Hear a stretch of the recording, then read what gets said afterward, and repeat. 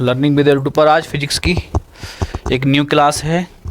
बहुत से बच्चों को डाउट रहता है प्रतिरोध और विशिष्ट प्रतिरोध में, और दोनों में क्या डिफरेंस है। डाउटेड क्लास है, इससे पहले डाउटेड क्लास डाली थी हमने विभवांतर और विद्युत वाहक बल में, वो भी बहुत अच्छी क्लास थी। और आज की क्लास भी बहुत इंपॉर्टेंट होने वाली है, क्योंकि प्रतिरोध में और एक स्पेसिफिक ये जो स्पेस हमारे पास लिख रहा है स्पेसिफिक रेजिस्टेंस, इन दोनों में डिफरेंस बताना है हमको क्या क्या होगा।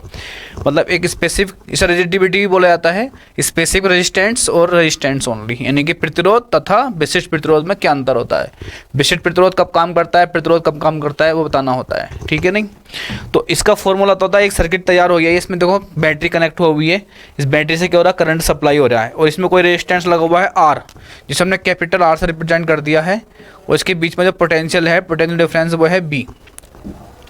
तो यहाँ से कोई करंट गया, सही है, करंट का फ्लो हुआ इस बैटरी से। अब दोनों में डिफरेंस क्या है, क्योंकि हमारे पास रेजिस्टेंस का फॉर्मूला होता है आर बराबर रो एल अपॉन ए। ए क्या है यहाँ पे, ए है यहाँ पे अनुप्रस्थ काष्ठ का क्षेत्रफल, जो भी यहाँ पे मटेरियल लगा हुआ है, वायर लगा हुआ है, उसका अनुप्रस्थ काष्ठ का क्षेत्रफल। और यहाँ क्या है, ए किसका क्षेत्रफल हो गया, एल क्या है, इस वायर की लंबाई, जो भी वायर यहाँ पर लगा हुआ है। ठीक है, जैसे कोई भी वायर हमारे पास लगा हुआ है, मानो एक ये वायर ही हो गया, ठीक, ये एक वायर हो गया और इसकी लंबाई हमें बतानी है।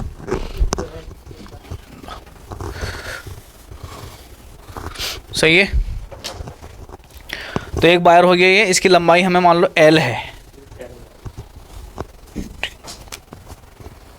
ये यहाँ से तक की लंबाई कितनी है, एल। और इसमें कोई रेजिस्टेंस लगा हुआ है आर। ठीक है, इनमें दोनों में हमें डिफरेंस बताना है, स्पेसिफिक रेजिस्टेंस और रेजिस्टेंस में क्या डिफरेंस होता है। ठीक, तो क्या होता है देखो, रेजिस्टेंस और स्पेसिफिक रेजिस्टेंस। स्पेसिफिक रेजिस्टेंस को रो से रिप्रेजेंट करते हैं। ठीक है, इसका मात्रक होता है ओम मीटर, ऐसा मात्रक भी निकल कर आ जाएगा। स्पेसिफिक रेजिस्टेंस जो है, ये स्पेसिफिक रेजिस्टेंस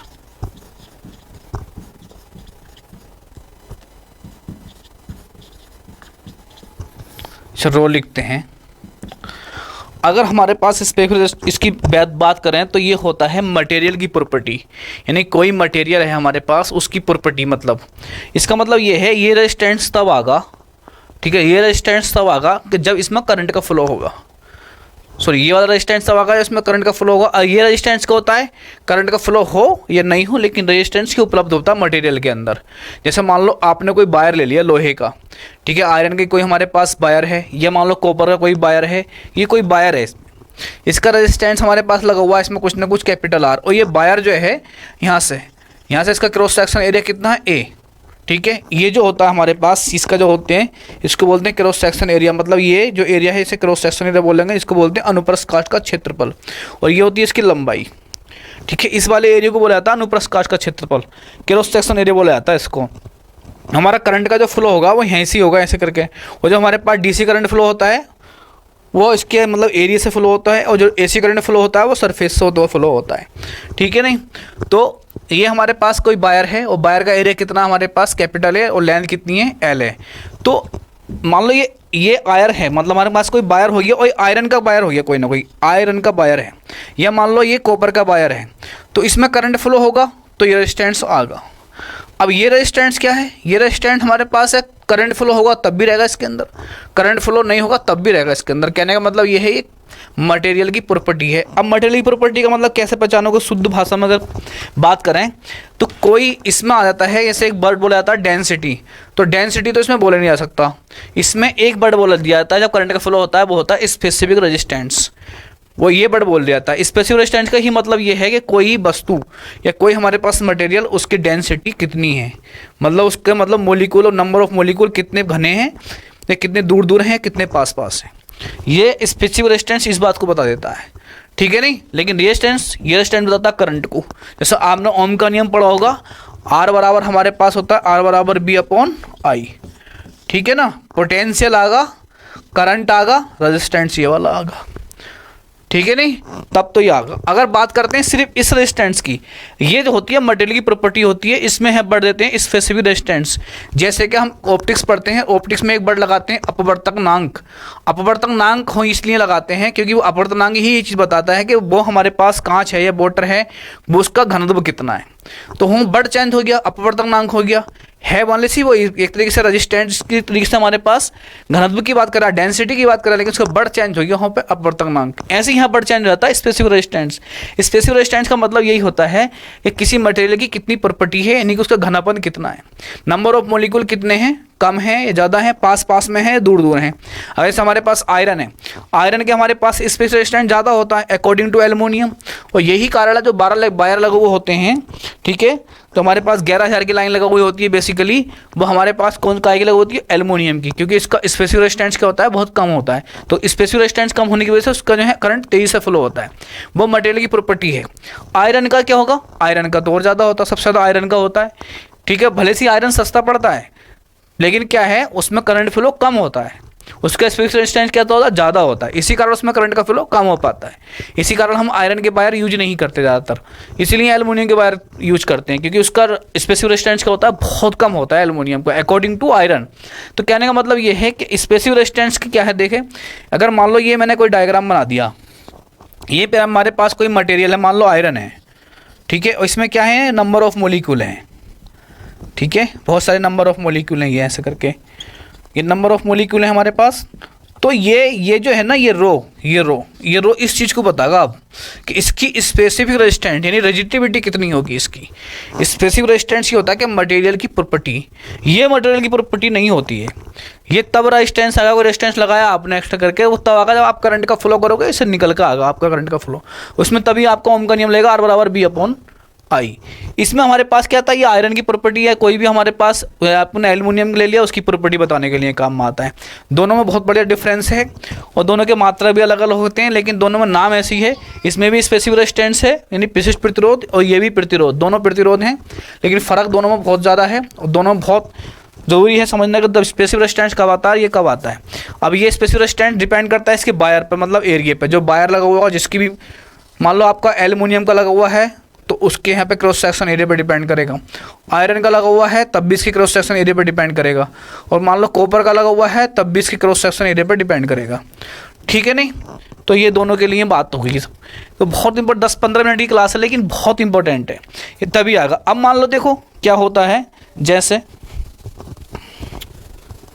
ठीक फ़र्क देखो क्या है, अगर एक इसी वायर को मैंने पकड़ के खींच दूँ, इसी वायर को पकड़ के खींच दूँ, थोड़ा मैंने क्या कर दिया, स्क्रैच कर दिया इसको, स्क्रैचिंग कर दी इसकी, तो प्रतिरोध चेंज होगा, क्योंकि प्रतिरोध डिपेंड करता है लेंथ और एरिया पे। जब कोई चीज़ को खींचेंगे हम, ठीक है, तो उसकी लेंथ बढ़ेगी तो उसका ये वाला एरिया कम हो जाएगा, तो ये जो है क्रॉस सेक्शन एरिया कम हो जाएगा। देखो मान लो A1 हो गया, और पहले कितना था हमारे पास, खाली A था, या इसे A1 मान लो, इसे A2 मान लो, ये भी चेंज होगा, इसे R1 मान लिया, इसे R2 मान लिया, लेंथ भी चेंज होगी, मान लो L2 हो गई। लेकिन मान लो मैंने बोला यहाँ पर जो कॉपर है वो आयरन का है, इसी खींच के मैंने है कर दिया, तो अभी भी आयरन का ही है। कहने का मतलब है मटेरियल चेंज नहीं हुआ, मटेरियल वही का वही है। अभी मैंने कहना पहले भी आयरन बाद में भी आयरन, मटेरियल अभी भी वही है, चेंज नहीं हुआ। तो अगर मैं इसमें फॉर्मूला लगाऊंगा इस वाले में, इस वाले वायर के लिए, तो फॉर्मूला होगा R = L/A। कहने का मतलब प्रतिरोध कितना है इसका, R1, लेंथ कितनी है A1, एरिया कितना है इसका A1, लेंथ कितनी है L1, एरिया कितना A1, और प्रतिरोध कितना है। अब यहाँ लगाऊंगा, देखो R2 = L2/A2, देखा यहाँ भी रो और देखो यहाँ भी रो, क्यों, क्योंकि ये जो है मटेरियल की प्रॉपर्टी थी, जो मटेरियल यहाँ था आयरन वही है भी आयरन ही है। अगर मटेरियल चेंज नहीं हुआ है तो रो चेंज नहीं हुआ। अगर ये मटेरियल की प्रॉपर्टी नहीं होती ना तो यहाँ रो 1 होता है, रो 2 हो जाता।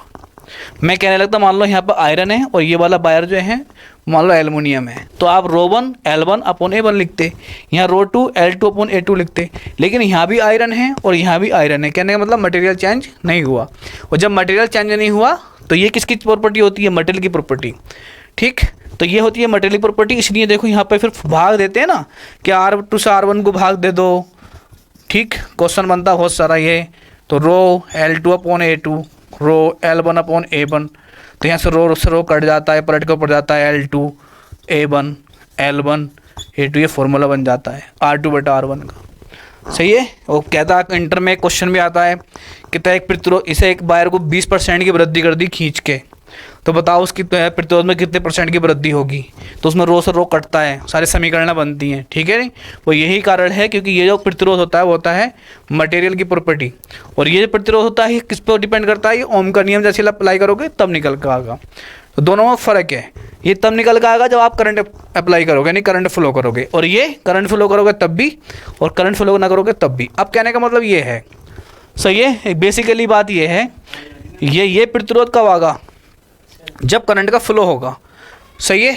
अब ये प्रतिरोध कब होगा, जब करंट का फ्लो हो या ना हो। अब क्या आता था, एक सबसे बेसिकली क्वेश्चन ये बन गया, ये जो रो है ना, रो देखो, ये रो, ये मटेरियल की प्रॉपर्टी है।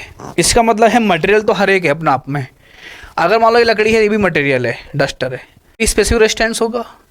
अब कहने का मतलब ये है, अगर शॉर्टली लिखना चाहो तो लिख दो कि हमारे पास जो चालक होते हैं, ठीक है, चालकों में क्या होता है, करंट फ्लो होता है। चालक होंगे तो उसमें ये निकल कर आएगा प्रतिरोध, और अचालक होंगे तो उसमें ये होगा, और चालकों में तो ये होगा, ये भी होगा, यानी चालक करंट फ्लो किस में होता है, चालक में, तो ये भी निकल कर आएगा। और ये तो होता ही होता है, स्पेसिफिक रेजिस्टेंस तो हर एक का होगा, हर एक का। अब जहाँ बात करोगे अचालक की, तो अचालक में करंट फ्लो होता नहीं, तो ये आएगा नहीं, बात ख़त्म। लेकिन ये तो होगा, ठीक है, क्योंकि ये है मटेरियल की प्रॉपर्टी। मटेरियल, हर एक मटेरियल के अंदर ये उपलब्ध है, चाहे इसमें करंट फ्लो हो या नहीं हो, ठीक है नहीं। तो आप सीधी सी बात कह सकते हो कि हमारे पास क्या है, ये जो प्रतिरोध है ये वाला, ये अचालकों में उपलब्ध नहीं होगा, अचालक में करंट फ्लो होता नहीं है। और ये क्या है, ये अचालकों में भी उपलब्ध होगा और चालकों में भी उपलब्ध होगा। करंट फ्लो करोगे तब भी होगा, करंट फ्लो नहीं करोगे तब भी होगा। कहने का मतलब है, ठीक है, सीधी सी बात है कि ये जो हमारे पास प्रॉपर्टी होती है, मटेरियल की प्रॉपर्टी होती है, डिपेंड करती है उसकी डेंसिटी पे, कि कोई मटेरियल में नंबर ऑफ मॉलिक्यूल कितने पास पास हैं और कितने दूर दूर हैं। जितने पास पास होंगे उतने ही रो ज़्यादा होगा, और जितने दूर दूर होंगे उतने ही रो कम होगा, ठीक है। अगर हमारे पास डेनिस हुए, नंबर ऑफ मॉलिक्यूल क्या हुए, पास पास में हुए, तो हमारे पास रो की प्रॉपर्टी क्या होती है, रो है ज़्यादा होता है। और नंबर ऑफ मॉलिक्यूल दूर दूर हुए तो हमारे पास रो क्या होता था, कम हो जाता है। और यही कारण है, नंबर ऑफ मॉलिक्यूल जो होते हैं आयरन में बहुत पास पास होते हैं और उसका रो ज़्यादा होता है, जिसके कारण इसकी रेजिस्टिविटी बढ़ जाती है, उसमें करंट फ्लो तेज़ी से नहीं हो पाता। यही कारण है कि हम ज़्यादातर एल्युमिनियम और कॉपर के वायर यूज करते हैं, ना कि आयरन के वायर यूज करते हैं। जबकि आयरन हमें सस्ता पड़ता है, लेकिन इलेक्ट्रिसिटी उसमें इतनी तेज़ी से चल नहीं पाती, क्योंकि इसका स्पेसिफिक रेजिस्टेंस ज़्यादा होता है, ठीक है। तो ये छोटी सी क्लास थी आज की, लेकिन बहुत इंपॉर्टेंट थी क्लास। दोनों में फ़र्क पता लग गया, कब कैसा होता है ये फ़र्क पता लग गया, ठीक है। तो लर्निंग बेस्ड यूट्यूब पे ऐसी थोड़ी छोटी वीडियो पढ़ते रहेंगी, और दोनों में ऐसी कोई सारी वीडियो यही होंगी कि कंक्लूजन क्या होगा। जो ही वीडियो पड़ेगी ऐसी कि कंक्लूजन क्या होगा, दोनों में क्या डिफरेंस है, ऐसे ही हम देखो डालते रहेंगे आपकी क्लासें, और आपके लिए बहुत बेनिफिट रहेगा, और ख़ास तौर से आपके बोर्ड में, ठीक है। कॉन्सेप्चुअल मेथड है, सारे कॉन्सेप्चुअल बातें हैं, और ठीक है, देखते रहिए और समझते रहिए, ओके।